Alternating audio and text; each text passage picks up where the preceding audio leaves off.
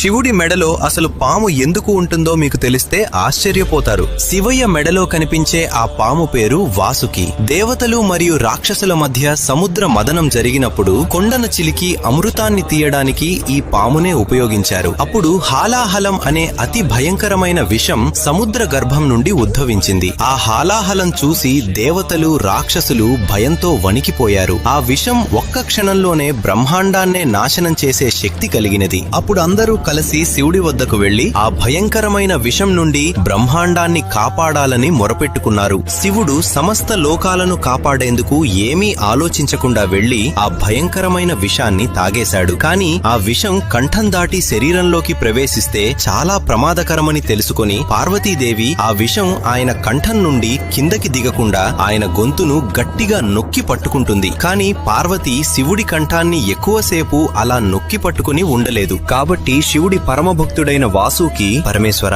నేను మీ మెడను చుట్టుకుని ఈ విషం కిందికి దిగకుండా ఆపుతాను, అంతేకాదు మీ మెడలో అలంకారంగా మీతోనే ఉండిపోతాను అని వేడుకున్నాడు. శివుడు చిరునవ్వుతో అంగీకరించాడు. అప్పటి నుంచే వాసుకి శివయ్య మెడలో శాశ్వతంగా నిలిచిపోయాడు. ఫ్రెండ్స్, శివయ్య ఆశీస్సుల కోసం అందరూ ఓం నమః శివాయ